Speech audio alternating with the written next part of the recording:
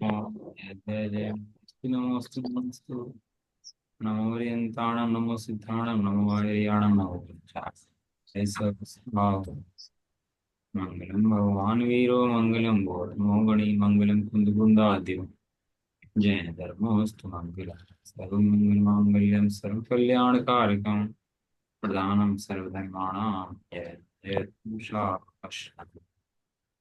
नत्वा जनेन्द्रं गतसर्वदोषं सर्वदेवं प्रविष्ट श्रीजैन सिद्धांत प्रवेशिके विरचिते दिया कर्म कर्म स्वभाव करता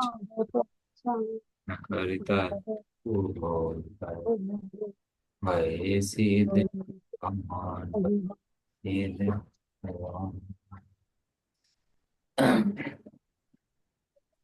श्री जैन सिद्धांत प्रवेश का ग्रंथ चल रहा है अपना। और इसके अंदर अपन पढ़ रहे हैं कर्मों का स्वरूप। जीव जब भी संसार में भ्रमता है, मोह करता है, तो सबसे निकट का संबंध जो होता है वो होता है कर्मों का संबंध। गोविंद जी ने लिखा है कि एक कार्य होने में अनेक निमित्त होते हैं।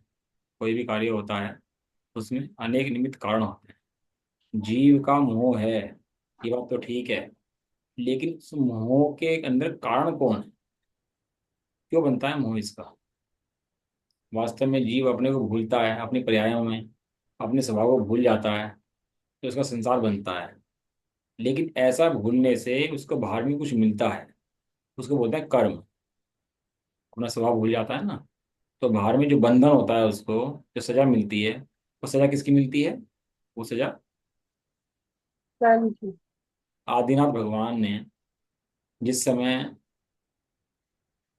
चौथा काल लगा, उस समय विद्या सिखाई। असी मसी करशी है सिखाया ना सब। वाणिज्य विद्या शिल्प षटकर्म सिखाए। हम्म। तो जब सिखाए तो उसके अंदर क्या हुआ कि लोग अनजान थे। लोगों ने गेहूं बोए, गेहूं सिखाया, गेहूं बोए। तो गेहूं को छिलके में से खोलने आते नहीं थे कि छिलके में से गेहूं कैसे निकाल लें। तो उन्होंने सोचा कि गेहूं तो ऐसे ही होता होगा। खाने की कोशिश करी तो खाए नहीं गए। तो आदिनाथ भगवान के पास आए कि ये अलग कैसे करें इनको, ये कैसे खाया जाएगा? तो उन्होंने कहा कि बैलों को ले जाओ और बैलों से रुंधवाओ इनको। जब रुंधवाओगे तो रुंधवाने से जो है इनका छिलका अलग हो जाएगा, गेहूं इनका अलग हो जाएगा। जैसे जीव है ना जीव कहाँ बंद है? कर्मों के अंदर। लेकिन जैसे उस छिलके के अंदर गेहूं पूरा है, ऐसे ही इस छिलके के अंदर जीव पूरा है। इन कर्मों के अंदर जीव पूरा है। तो धुलवाया उसको। अब यहाँ धुलना है, किससे धुलना है? भेद विज्ञान से धुलना है। भेद विज्ञान के द्वारा क्या होगा? जीव अलग हो जाएगा और छिलका अलग हो जाएगा। अब उन्होंने क्या करा भैया, अलग कर दिया। तो उसको धुना, बैल चलाए उसके ऊपर, तो बैल चलाए, तो अलग होने के बाद बैलों ने गेहूं खा लिए। वे फिर गए भगवान के पास। आदिनाथ भगवान मत कहो, अभी तो राजा आदिनाथ कहो, है ना? राजा आदिनाथ के पास गए, कहने लगे जी वो बैलों ने तो खा लिए सारे। तो उन्होंने कहा एक काम करो, बैलों के मुंह पर जो है वो बांध दो छींका, है। तो जिससे क्या है कि गेहूं तुम्हारे अलग हो जाएंगे और वो बैल गेहूं को खा भी नहीं पाएंगे। तो ठीक है, उन्होंने छीका बांध दिया। जैसा जैसा राजा आदिनाथ बता रहे थे वैसे ही ये लोग मानते जा रहे थे। अपनी अकल बिल्कुल भी निकल लगा रहे थे कि क्या सही है क्या गलत है। जैसा कह दिया वैसा मानते चले गए ये लोग। छीका बांध दिया, गेहूं अलग कराए, अब नहीं खा पाए। थोड़े दिन के अंदर बैल बीमार होने शुरू हो गई है। थोड़े दिन के अंदर बैल जो है बीमार होने शुरू हो गई है। फिर गए भागे भागे, कहने लगे हमारे बैल तो बीमार हो गए, अब क्या करें? कि बीमार क्यों हो रहे हैं भाई? कि जी हमें तो पता नहीं है, कि कुछ खा नहीं रहे हैं और बीमार पड़ गए हैं। कि भाई वो तुमने छीका जो बताया था बांधने के लिए, वो छीका हटाया कि नहीं हटाया?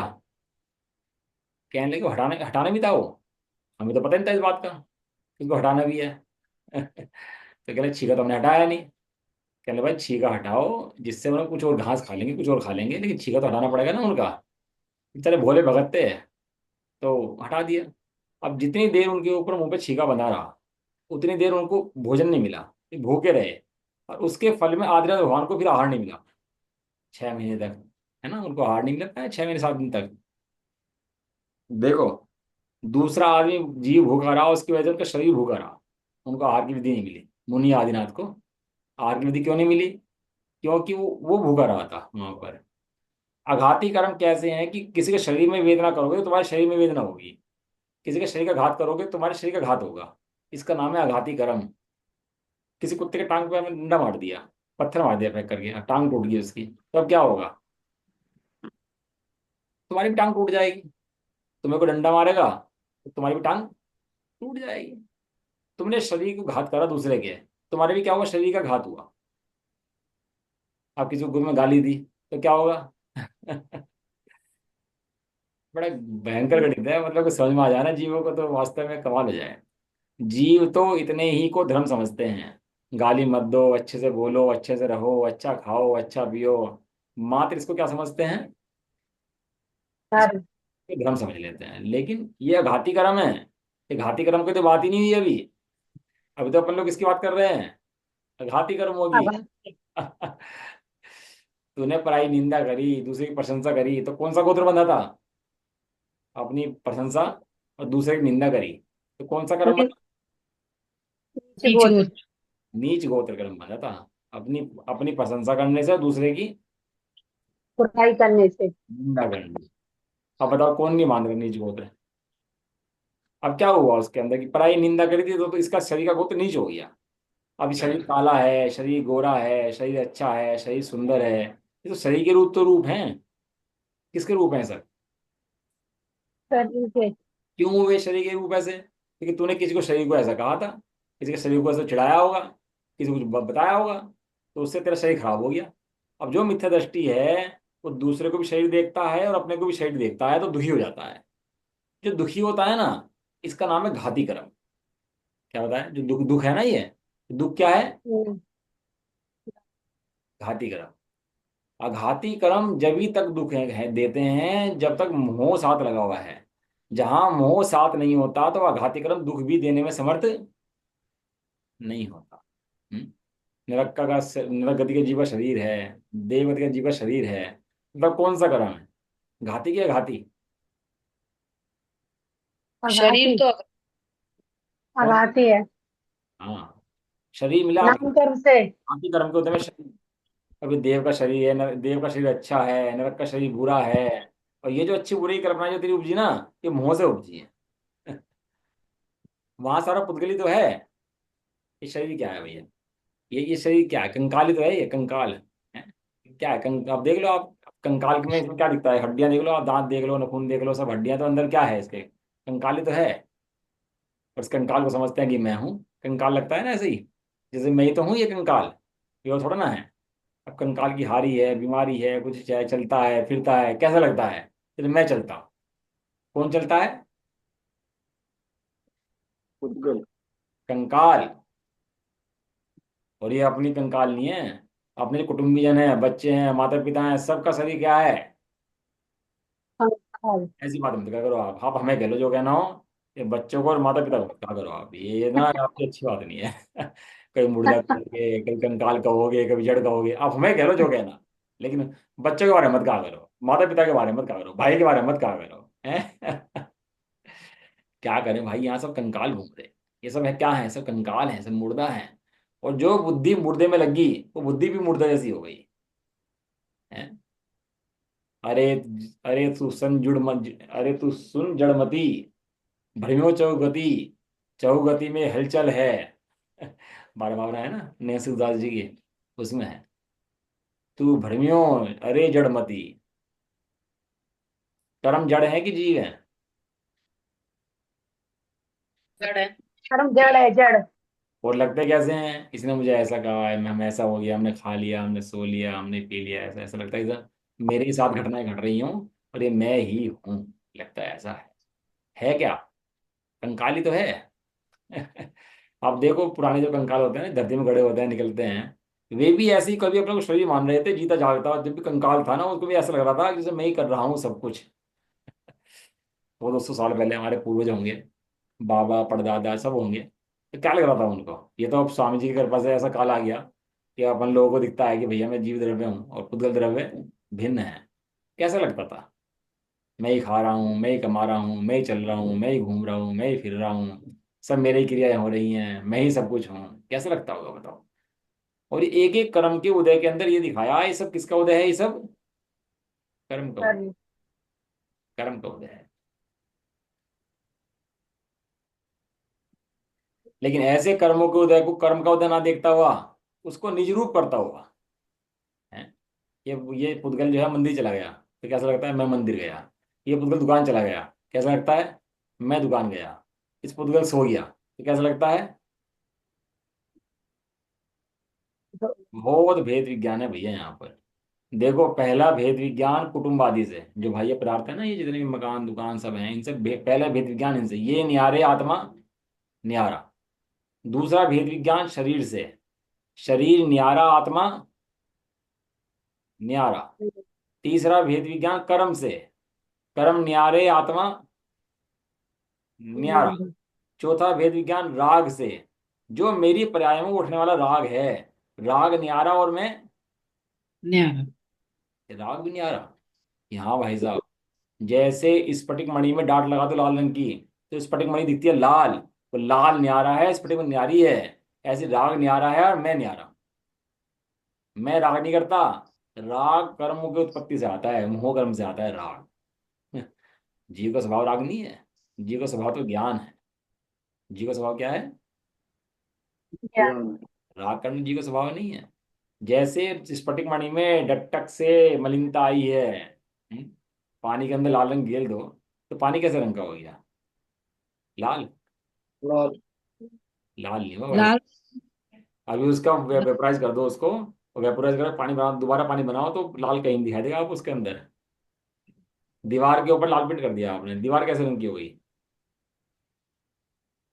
दीवार कैसे? पेंट लाल तो दीवार तो जैसी है वैसी है। ऐसे राग, राग में है, जीव अलग है।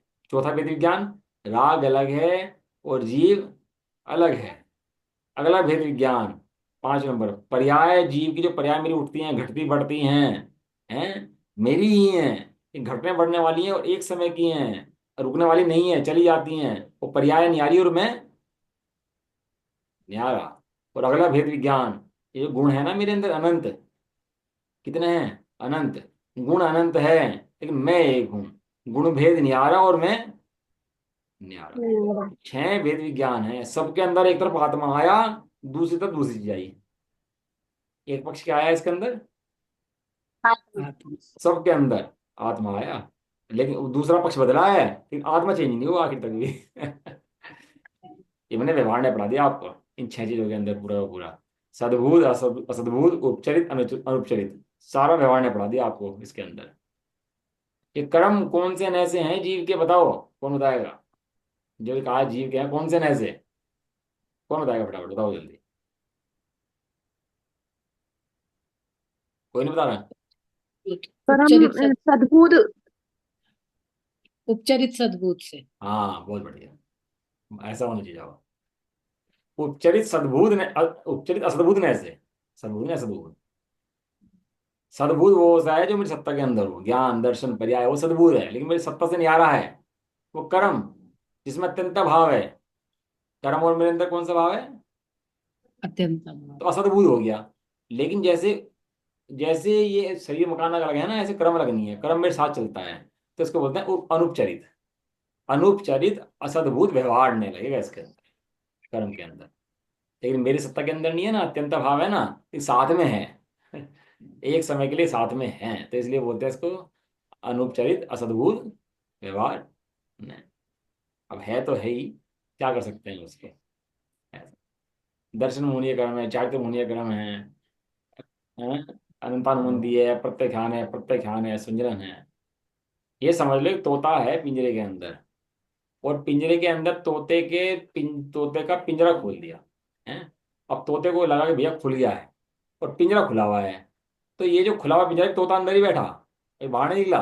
लेकिन वो तैयारी में किसकी लग गया? अब जा उड़ने की तैयारी शुरू कर दी उसने। और तो वो जो उसने एहसास करा ना खुलेपन का, वो तो है दर्शन मुनि का भाव। जो पिंजरा खुला है ना उसका, वो है चारित्र मुनि का भाव। और कबूतर तो खुले में घूमता है। आप देखो कबूतर जो पकड़ते, जो कबूतरबाज होते हैं ना, वो कबूतर को छोड़ देते हैं ऐसे ही, वो घूमता है ऊपर, वो वहीं आके बैठ जाता है। और तोते का पिंजरा खुला रह जाए एक भी दिन, तो क्या होगा? मिलेगा तोता फिर वहां पे? इसे तोते नहीं। बन जाओ। ये मौका आया है इस समय। भाई समझ लो, कर्मों ने थोड़ा सा मौका दिया है समझने के लिए, अंतिम अवसर दिया है।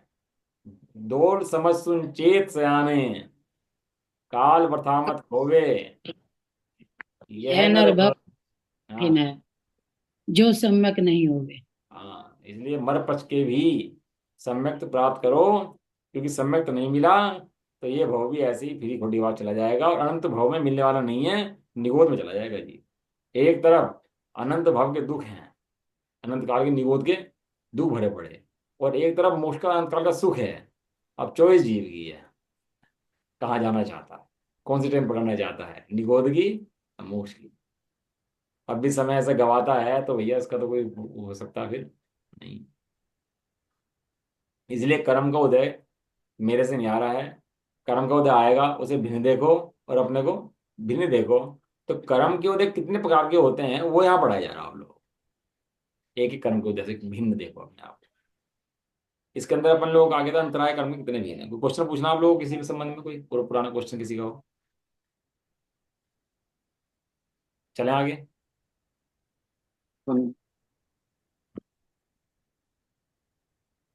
प्रश्न नंबर 228। पुण्य कर्म किसे कहते हैं? जिस कर्म के उदय से जीव को इष्ट वस्तु की प्राप्ति होती है उसे पुण्य कर्म कहते हैं। और पाप कर्म किसे कहते हैं? जिस कर्म की उदय से जीव को अनिष्ट वस्तु की प्राप्ति होती है उसे पाप कर्म कहते हैं। आप लोगों को पता होगा 7 द्रव्य होते हैं और 9 पदार्थ होते हैं। 9 पदार्थ के अंदर क्या बढ़ा? दो क्या बढ़े? पाप पुण्य। पुण्य। पुण्य और पाप दो अलग से बढ़े, जबकि वे पुण्य पाप आश्रम के अंदर ही हैं। तो अलग से भी लिखा है दोनों पुण्य पाप को, जब आश्रम के अंदर आगे थे दोनों पुण्य पाप, बंद के अंदर आगे थे पुण्य पाप, तो इन्हें अलग से लिखने की जरूरत क्या पड़ी पुण्य पाप को? जो है ना समय सार जी अपना, उसके अंदर सारा कर्ता कर्म अधिकार लिखा और पुण्य पाप अधिकार लिखा उसके अंदर। कमाल कहा है आचार्य गुरुदेव ने।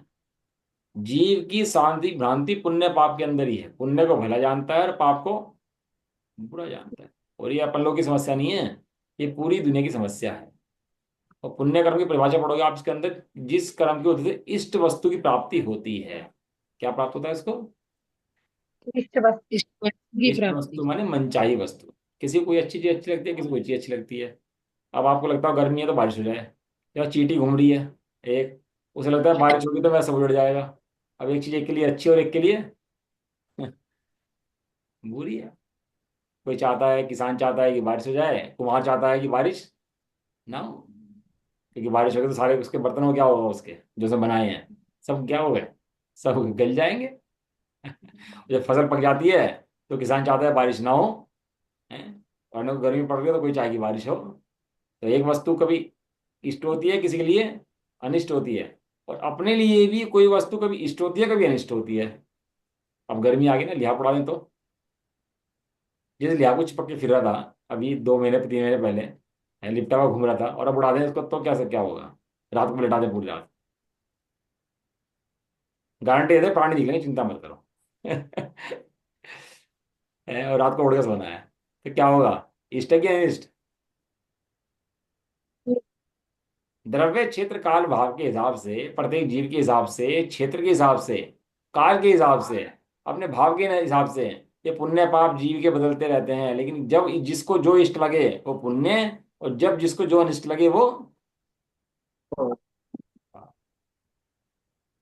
इष्ट अनिष्ट की मान्यताओं से ही संसार बढ़ाया है। ये पदार्थ मेरे लिए इष्ट हैं और ये पदार्थ मेरे लिए अनिष्ट है। कुछ पुद्गल के ढेरों में कल्पना कल्पना कर ली ये अच्छे हैं, तो कुछ पुद्गल के ढेरों में कल्पना कर ली ये बुरे।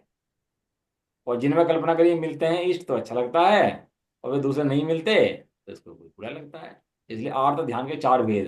कौन से? बताओ फटाफट। इष्ट इष्ट वियोगज, हाँ। अनिष्ट संयोगज, हाँ। और दो ही पता है। रोग जनित और निदान जनित। कौन सा? रोग जनित। रोग जनित और निदान जनित। हाँ, और दूसरी संपत्ति देखेगा, अरे भैया इतनी संपत्ति, तो दुखी हो जाएगा। दूसरे को नेता देखेगा तो अरे भैया एकदम दुखी हो जाएगा, है ना। अपने साथ के बच्चे पढ़ रहे हो ना, कोई बन जाए पढ़ के लिख के और ये ना बन पाए, तो क्या होगा? दुखी हो जाएगा। और खुद भी कुछ बन जाए और वो बड़ा ना बन पाए, तो दुखी हो जाओगा। इसकी संतुष्टि कब हो पाएगी बताओ? कोई है लेवल संतुष्टि का इसकी कभी हो जाए? कोई ऐसा लेवल जो पुण्य कर्म सुखी बना दे इसको? दो तरह सुखी होने के उपाय हैं इसके। ये तो सारे जो चाहता है सब मिल जाए इसको, या तो चाह मिट जाए।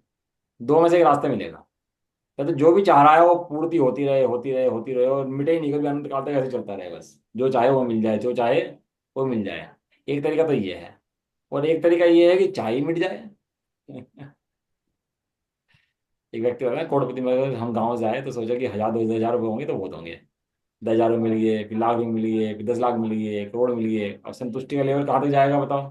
कोई तो है लेवल ऐसा जो संतोष प्राप्त कर ले? इसलिए धन को धन नहीं कहा, संतोष को धन कहा। संतोष जब आवे, संतोष धन। क्या है? सब धन धूल मान। हाँ, सब धन धूल समान। लेकिन संतोष धन धर्म पड़े बिना आता नहीं है, वास्तव में बात यह है। जब तक वस्तु स्वरूप नहीं समझता, तो संतोष धन भी आता नहीं है। इसलिए मूल में मूल वस्तु स्वरूप समझना बहुत जरूरी है। तो पुण्य कर्म क्या है? जो चीज हमें इष्ट अच्छी लगती है वो पुण्य है, और जो चीज हमें बुरी लगती है वो पाप है ना। सारा संसार इसी के अंदर भरमाया है। जो ऐसा लिखा है, जो पुण्य पाप में भेद मानता है वो संसारी है।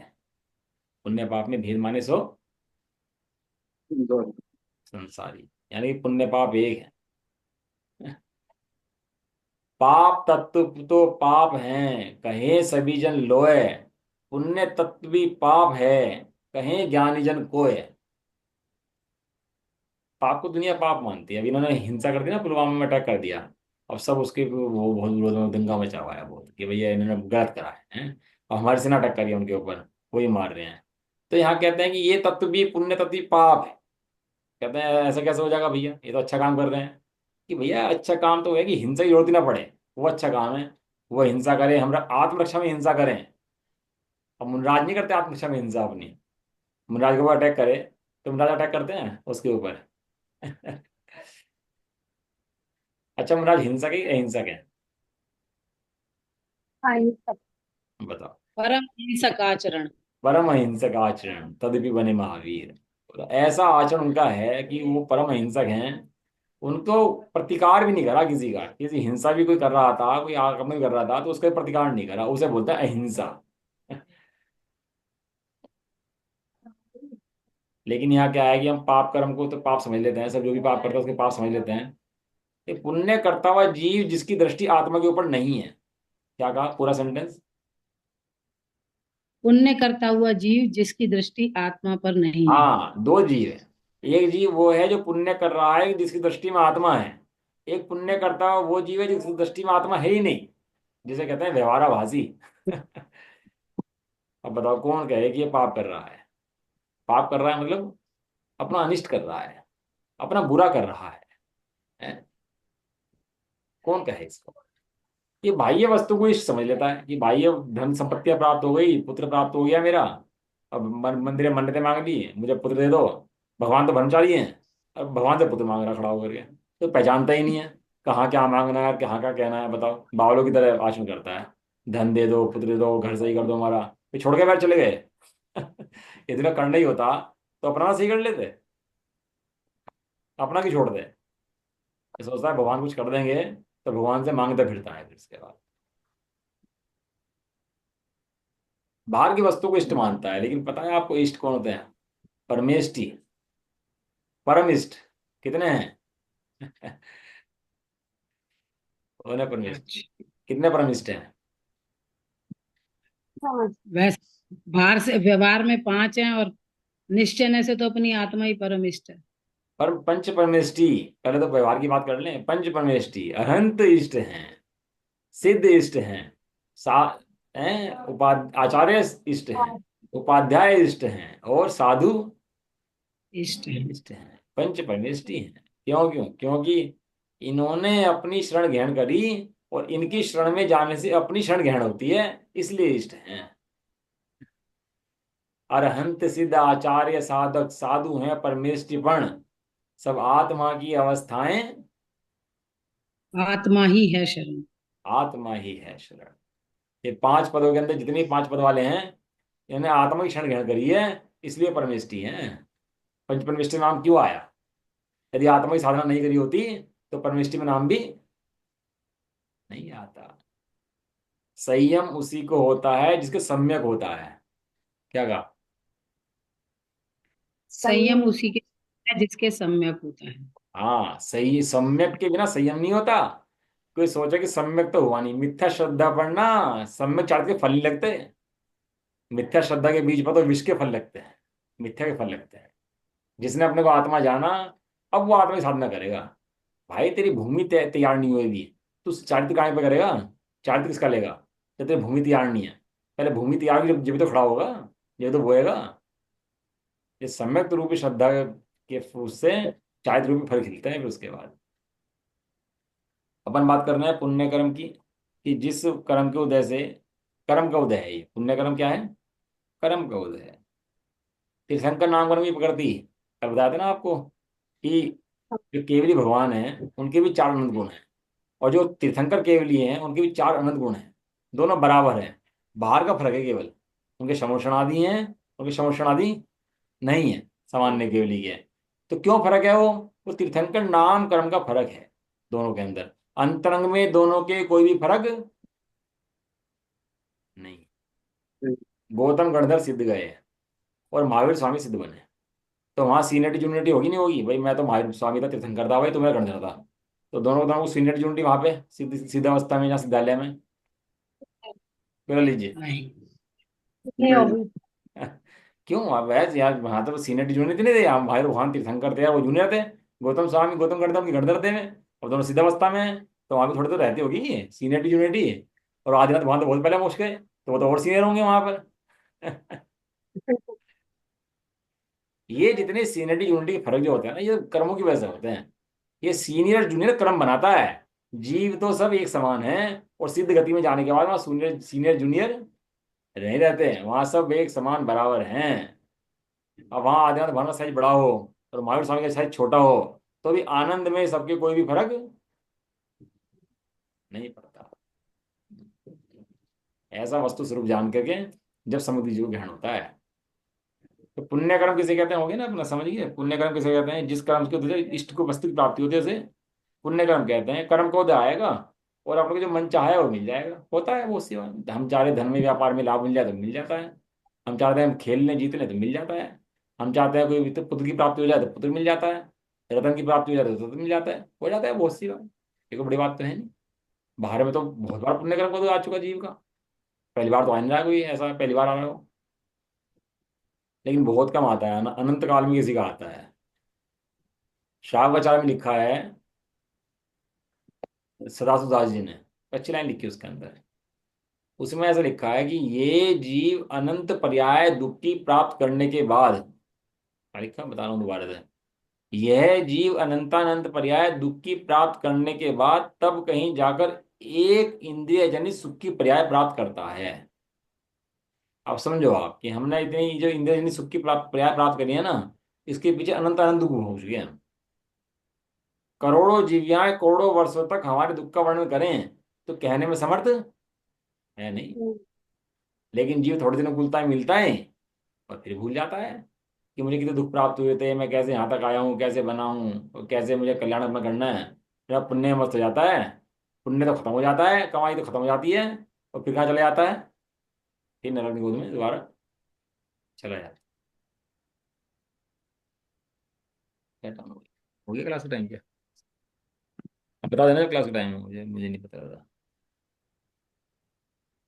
जिस कर्म की वजह से जीव को इष्ट वस्तु की प्राप्ति हो उसे पुण्य कर्म, और जिस कर्म की वजह से जीव को अनिष्ट वस्तु की प्राप्ति होती है उसे पाप कर्म कहते हैं। तीर्थंकर की प्रकृति भी नामकरण है, आपको पता है। और जितने भी कर्म का बंध होता है वो शुभ परिणामों से होता है। जितने भी जीव के शुभ परिणाम होंगे या शुभ परिणाम होंगे, तीन परिणाम होते हैं जीव के, एक शुभ परिणाम, एक अशुभ परिणाम, एक शुद्ध शुद्ध। परिणाम।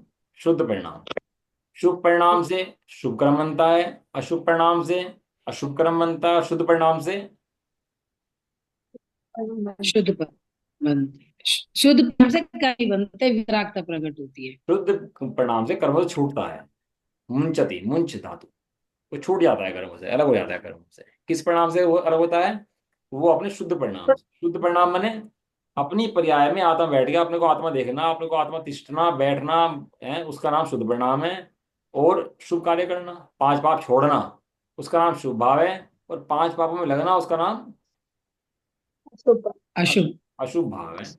तीर्थंकर नाम कर्म की प्रकृति जो है, ये भी शुभ नाम कर्म है, ये पुण्य नाम कर्म है। क्यों? क्योंकि कर्म है, और कर्मों का होता है आश्रव। जितने भी कर्म होते हैं क्या होता है उनका? आश्रव।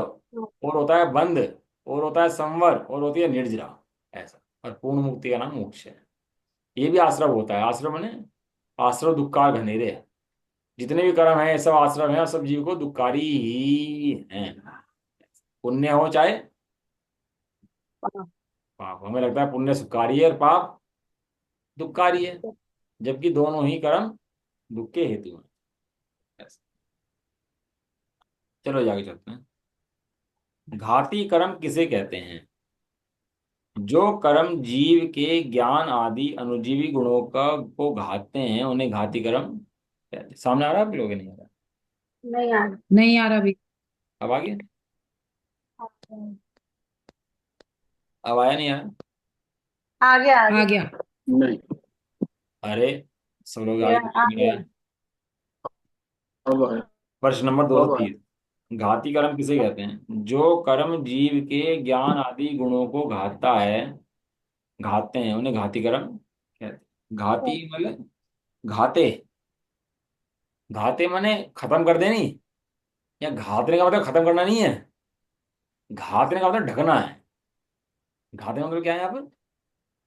ढकना। ढकना। घाते के दो मतलब होते हैं। एक तो घातना, भैया उसका सत्ता का नाश कर दिया, मार दिया उसको जान से मार दिया। एक घातना मैंने उसकी शक्ति कमजोर कर दी, पकड़ नहीं होने दी, बंद कर दिया जेल में, तो उसको भी बोलते हैं घातना। तो समझना चाहिए जिनवाणी का शब्द कहाँ कौन सा प्रयोग हो रहा है, नहीं तो अन्यथा हो जाए, वो शब्द का अनर्थ हो जाए क्योंकि जीव के अनुजीवी गुण। जीव के अनुजीवी गुण है श्रद्धा, ज्ञान, चारित्र, सुख, शक्ति, दर्शन। ये जीव के अनुजीवी गुण हैं, इनके द्वारा जीव जीता है। जीव की सत्ता बनती है इनसे, इनसे जीव की पहचान होती है। और इन्हीं गुणों को क्या कर दिया उसने? ढक दिया। जैसे कोई व्यक्ति है, व्यक्ति के अंग है, अच्छा है, आगे पट्टी बांध दी, मुंह बांध दिया, कान में रुई ठूस दी उसकी, पैर बांध दिए, हाथ बांध दिए, अब क्या करे बताओ? आदमी पूरा है कि नहीं है? आदमी पूरा है कि नहीं है? कहीं जा सकता है वहां से निकल करके? हैं? आदमी पूरा होने के बाद भी शक्तिहीन होगी। क्यों शक्तिहीन होगी? उसको बांध दिया। जैसे एक इंद्रिय के दुख में आता है ना, एक इंद्रिय है समझ करो, तो दुख कितना होता है? तो कल्पना करिए, एक इंद्रिय के दुख कितने होते हैं, कल्पना कराइए उसकी, कैसे दुख होते हैं एक इंद्रिय के। कि एक आदमी लो, मुंह में रुई ठूस दो, कान में रुई ठूस दो उसके, आगे पट्टी बांध दो, और उसका पैर बांध दो, हाथ बांध दो, और एक कपड़े में लेपेट करके उसको टांग दो ऊपर, कहीं भाग ना जाए, भाग ना पाए। और उसको बाहर डंडे से पिटाई करो उसकी, खूब डंडे बरसाओ उसके ऊपर। ना चिल्ला सके, ना बोल सके, ना कह सके, ना भाग सके, ना सुन सके। और क्या होता है उसको? वेदना वेदना वेदना, मात्र क्या होता है? मात्र वेदना होती है उसको। तो ऐसे जी एक इंद्रिय को दुख एक इंद्रिय को होता है, वो कल्पना ली है, लेकिन ये बहुत स्थूल कल्पना है। तो सुअर को लेते हैं ना, वो टांग देते हैं उल्टा करके, जिंदे सुअर को टांग देते हैं, अब मुंह बांध देते हैं उसका, चिल्ला ना पाए, और नीचे ला देते हैं आग उसके, और सिकता रहता है, और आग तेज होती रहती है, और सिकता रहता है, जलता रहता है, चिल्लाता रहता है भयंकर तरीके से। कितना भयंकर दुख है उसको। ऐसा ही दुख सुअर का नहीं है, ऐसे दुख हमारे अंदर बार झेल चुके हैं। इसलिए कहते हैं हे जीव, जितने दुख तूने अनंत पर्याय में झेले हैं ना, उसका अनंतवा भाग भी तू मर्जी से अपनी झेल लेना इस भव के अंदर, तो तेरा मोक्ष हो जाए। वो व्यवहार की अपेक्षा से बात करी, निश्चय की अपेक्षा नहीं बात करी। निश्चय से तो आत्मा का दर्शन करे तो मोक्ष होता है, लेकिन व्यवहार से जो तू शरीर के अंदर कायर हुआ पड़ा है ना, वो उसकी अपेक्षा का, केस लोच कैसे करेंगे, भूखे कैसे रहेंगे, हैं, नग्न कैसे रहेंगे, ये सब तेरी मिथ्या कल्पनाएं हैं। अनंत अनंत भाव में तू भी ऐसा रह चुका, किसी और की बात नहीं है। तो घाती कर्म मैंने, जैसे उसका मुंह बंद कर दिया, कान बंद कर दिए, ढक दिया, हाथ पैर बांध दिए, ऐसे ही क्या करते जीव को इसने बंद कर दिया। लेकिन इसके अंदर कमाल बात है, बंधा व्यक्ति तो अपने को बंधा मानता है, छूटने की कोशिश करता है। कोई आतंकवादी पकड़ ले किसी को, तो बांध के घेर दें, तो क्या सोचता है, मौका मिले और यहाँ से निकलने का प्रयास करता है, तो किस तरह छूट जाऊं, किस तरह भाग जाऊं, निकल जाऊं यहाँ से, तो छूट। लेकिन यहाँ पर ये क्या है, कर्मों से बंधा हुआ जीव निकलने का मौका मिले, तो मोहनीय कर्म यहाँ ऐसा बैठा कि इसको देखने ही नहीं देता कि तू बंधा हुआ है। यह है मोहनीय कर्म। इसका नाम क्या है? कर्म। जीव अनंत शक्ति वाला। भगवान को देखो ना कैसे अनंत शक्ति वाले हैं भगवान, ऐसे अनंत शक्ति वाला सब जीव है। और अनंत शक्ति वाला होने के बाद भी कैसा है, कर्मों में बंधा हुआ है। तो कर्मों ने कैसे बन गया अनंत शक्ति वाला होते हुए? तो कहते हैं ये है एक मोहनीय कर्म का ही प्रताप है, कि मोहनीय कर्म के कारण जीव को शरीर आदि अपने भासते हैं, जिससे इन्हीं की सेवा करता रहता है। किसकी सेवा करता रहता है? एक धन की सेवा है, एक धर्म की सेवा है, काय की सेवा करता है सारे दिन, है? बस हमारा खाना अच्छा हो गया, पीना सोना अच्छा हो गया, अब ठीक है ये, और थोड़ा धर्म बढ़ा दो, अब ठीक है। और खाना पीना सोना अच्छा ना हो, आज मन नहीं लग रहा, आज क्लास नहीं करते ये, अब नहीं है, आज नहीं आ रहे क्लास के अंदर, मन नहीं लग रहा हमारा क्लास में आने। सबसे पहले क्या छूटेगा? क्लास छूटेगी, धर्म छूटेगा, स्वाध्याय छूटेगा, चिंतन छूटेगा। इस शरीर का अभ्यास बहुत ज्यादा है, और वो अभ्यास इतना है कि तोड़ने का प्रयास भी नहीं करता। क्यों नहीं करता? उस मोहनीय कर्म के कारण से। अब इस मोहनीय के स्वरूप को पहचाने तो तोड़ने का प्रयास करे। तोड़न ने लिखा है, जैसी अहम बुद्धि शरीर आदि में है, वैसी ही अहम बुद्धि जब तक आत्मा में ना आ जाए। क्या कहा? जैसी अहम बुद्धि शरीर आदि में है, वैसी अहम बुद्धि जब तक आत्मा में ना आ जाए। तब तक तत्व चिंतन करे, शास्त्र अभ्यास करे, श्रवण करे, अपना उपयोग वहां लगाए, और विषयों से बचे, पांच पाप छोड़े, और निरंतर तत्व पे का प्रयास करे, तब तक। जिसे जो चाहो अपनो कल्याण। जबरदस्ती नहीं है, कोई जबरदस्ती बैठ बैठ के पढ़ाएंगे बुलाएंगे, ऐसे कुछ नहीं है। जो चाहो, अपन नहीं कर। ये तुझे अपने कल्याण। हित की इच्छा हो। 100 बार तो लगता हो कि वास्तव में मेरा हित इन्हीं साधनों से है, तो आना भाई, नहीं तो कि जबरदस्ती किसी के साथ नहीं। संसार बहुत बड़ा है, संसार में सब भटकते रहते हैं। तो घाती कर्म किसे कहते हैं? जो जीव की शक्ति को छीण कर देते हैं, घात देते हैं। ये चार भेद हैं, ज्ञानावर्णी, दर्शनावर्णी, मोहनीय और अंतराय। ज्ञानावर्णी ज्ञान को कम करता है, दर्शनावर्णी दर्शन को कम कर देता है, अंतराय शक्ति को कम करता है, और मोहनीय, सम्यक तो चारित्र को बात तो कम कर। एक मोहनीय तीन गुण को घातता है। तीन गुण घातता है एक अकेला मोहनीय श्रद्धा को घातता है, चारित्र को घातता है, और सुख को घातता है। अकेला मोहन। ज्ञानावर्णी ज्ञान को ढके, दर्शनावर्णी दर्शन को ढके, अंतराय शक्ति को ढके, लेकिन मोहनीय। अब उसे लगने लगा कि भैया शराब के अंदर नशे में मजा है, शराब पिए तो अच्छा रहता है, शराब पी के तो बड़े मजा आ जाता है एकदम। अब बताओ शराब छूटेगी क्या उसकी? तो पुड़िया खाते हैं, और उन्हें लगता है भैया पुड़िया खाओ, तब वो खाओ, तो भैया उसे तलब लग जाती है। अब नहीं छूटती तलब, वो लग जाते तलब खाने में। अब क्या छूटे तलब उसकी, बताओ?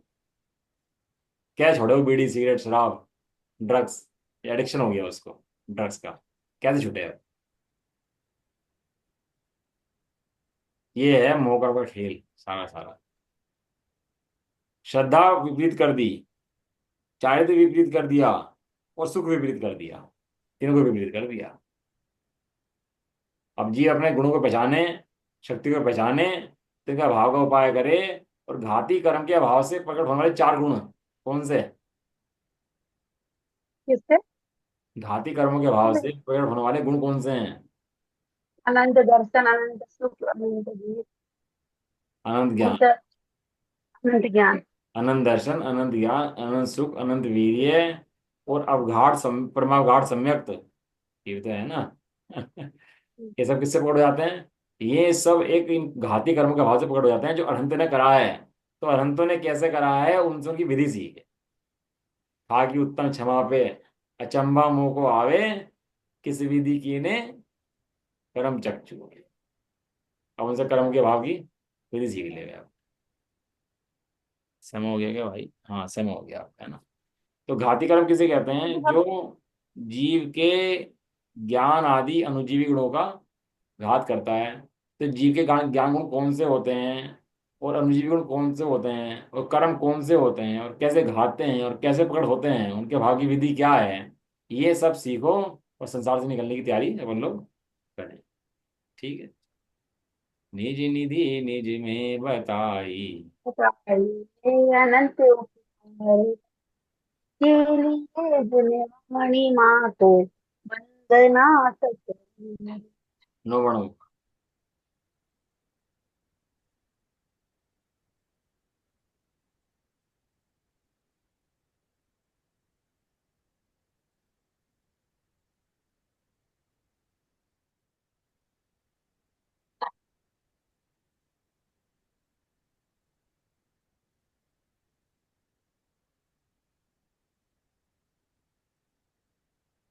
जय माता की। जय जय हो। हो। महान जैन धर्म की। जय हो। एक साथ जय बोलेंगे। हो। जय जिनेन्द्र जय जय सभी को जय। जय जय। सभी को भैया जय जिनेन्द्र। कब देंगे सभी को आप? जय। हैं? पेपर का रिजल्ट कब पेपर देंगे? रिजल्ट दूंगा, परसों दे दूंगा, देखता हूँ संडे का आ रहा है। दे दूंगा मैं, एक दो दिन में कर दूंगा उसको। कितने पेपर का लेंगे आप? दो पेपर का दूंगा ना इकट्ठा एग्जाम, रिजल्ट उसका। नहीं नहीं, अब कितने क्वेश्चन का एग्जाम लेंगे आप आगे? इस बार 200 तक का हो गया ना आपका इस बार। हाँ, पक्का हो गया। तो मैं आपका लूंगा 200, हाँ जी। 248 तक का ही लूंगा इस बार। 248 तक का ही लूंगा इस बार। 248। है ना, ठीक है ना। हम्म। जय जिनेन्द्र। जय जिनेन्द्र।